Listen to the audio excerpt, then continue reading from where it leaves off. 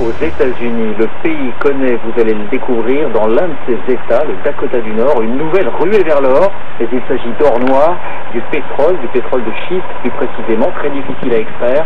Des dizaines de milliers de personnes ont afflué là-bas en quelques mois. Envoyés spéciaux, Maris Burgo, Arondale.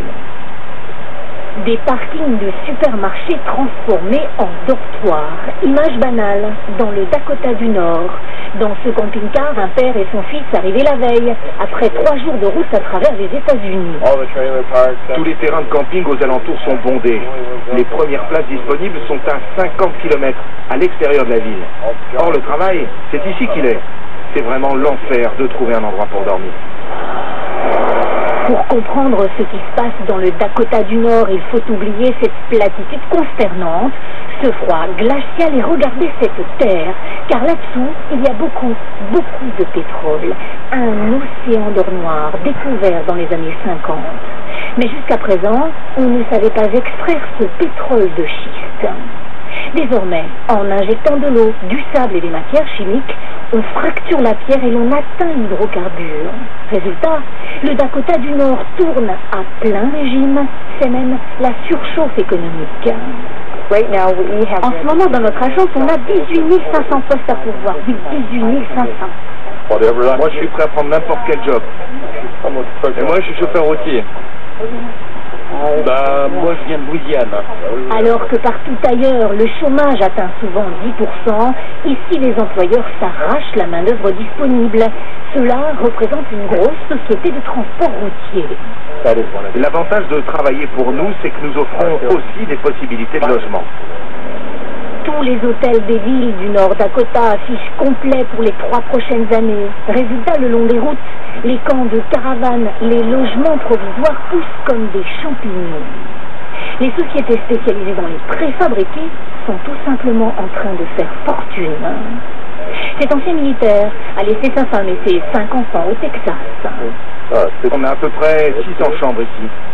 Son nouvel emploi, gérer ce camp où seront logés ensemble ingénieurs et ouvriers d'une même compagnie pétrolière. Et regardez le sourire rusé de cet agriculteur. Il loue ses terres aux producteurs de pétrole et puisqu'il a des droits sur les ressources du sous-sol, il touchera 20% des ventes de la production. Les ouvriers regardent avec un certain amusement ce paysan déjà richissime. J'aimerais bien savoir combien de puits de pétrole il a, celui-là. Ce rancher a en fait 12 puits sur ses terres, de quoi largement assurer l'avenir de ses enfants. C'est tellement lucratif pour les compagnies pétrolières qu'elles débarquent toutes ici. Le Dakota du Nord, une terre promise pour des milliers de chômeurs américains, incroyable revers de fortune pour cet état rural, l'un des moins visités aux États-Unis avant cette ruée vers l'or noir.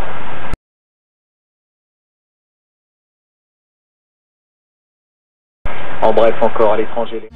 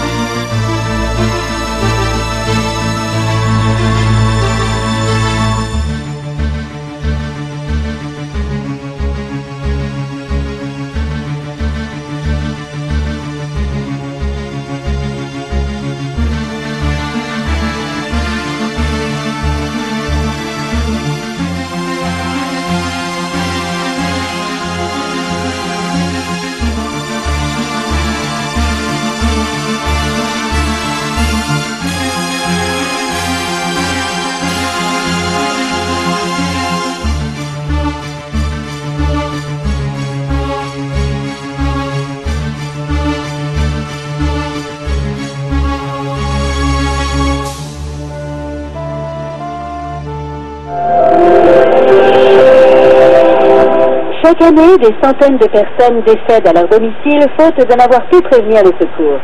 Aujourd'hui, dans Appel d'urgence, revivez l'histoire d'Elisabeth qui a bien cru voir sa dernière heure arriver. J'étais monté sur un tabouret pour changer une ampoule au-dessus de ma gazinière.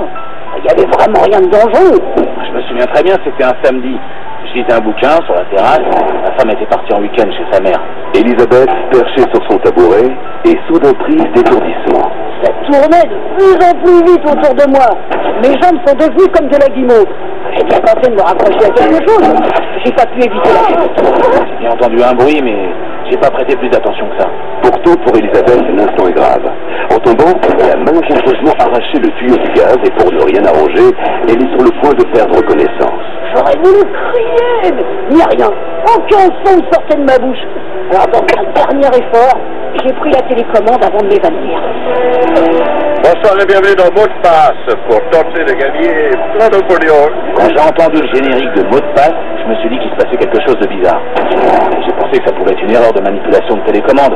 Après tout, ça peut arriver à tout le monde. Il faut agir vite maintenant. Elisabeth est toujours inconsciente et le gaz se répand à toute vitesse dans l'appartement. Et puis à un moment, j'ai entendu le générique de réunion de famille. Alors là, pour moi, il n'y avait plus de doute. Personne ne regarde jamais France 2 aussi longtemps. J'ai immédiatement appelé les secours.